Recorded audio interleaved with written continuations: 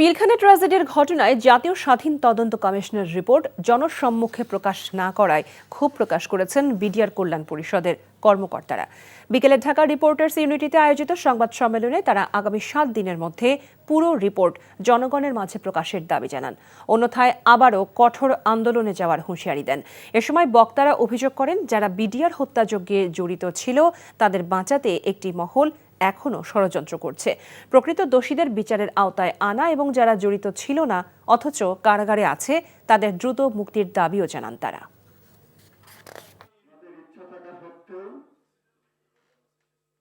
তদন্ত কমিশনের দাখিলকৃত প্রতিবেদন আগামী ৭ কর্মদিবসের মধ্যে পূর্ণাঙ্গভাবে জনসমক্ষে প্রকাশ করতে হবে। ২. যারা প্রকৃতভাবে দায়ী তাদের বিরুদ্ধে নতুন করে নিরপেক্ষ বিচারিক প্রক্রিয়া শুরু করতে হবে। ৩.